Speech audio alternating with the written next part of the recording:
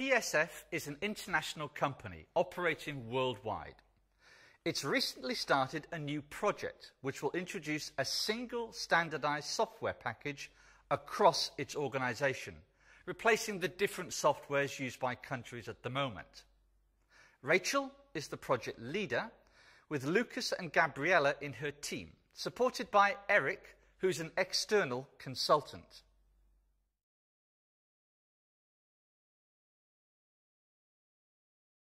People take decisions at work in very different ways. For example, some people like to take time to collect and analyze data, perhaps involve a lot of people before deciding what to do. They don't like mistakes.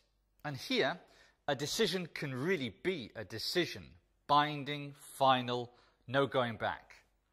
Others want to do things quickly. They maybe expect the independence to take decisions alone.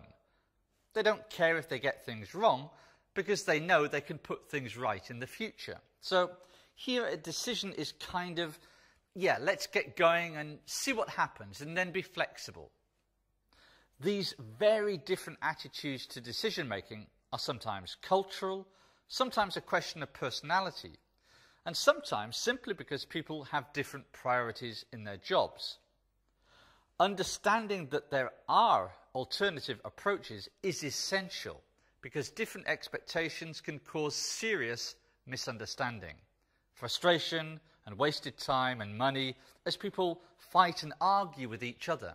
And all this creates inefficiency. We need to find ways to deal with this.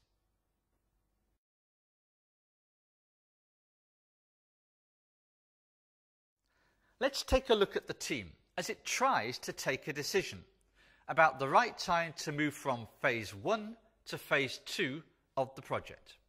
So far, technical tests have produced very positive results. So we think that it would be a good idea to implement phase 2 at this point.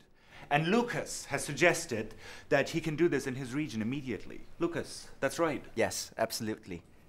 We're very happy to move forward as quickly as possible. Wait, hold on. I wasn't aware of any tests. How many users have been tested so far? I'm just thinking about our own people using this. We've decided we will do the user feedback in detail in phase 2. No, hang on. If you haven't done any user testing beforehand, how do you know you're rolling out the right product? We have to involve our customers right from the beginning, get their feedback in early, or they're not going to feel involved. But we are going to do the necessary user testing in phase 2. I don't see a problem in this. This project is all about the company saving money. If we start delaying on decisions like this, we will not hit our deadlines and we will start overrunning on budget. That makes absolutely no sense. I agree with Gabriella. Look, this is a high-profile project. We need to think of quality at every stage. And anyway, Lucas, we're going to need to get the agreement of the sponsor before moving from phase 1 to 2, and that's going to take time. We need to be clearer about this and clarify the decision-making process for everybody. But this is really going to slow things down. In my region, management was expecting to move much quicker.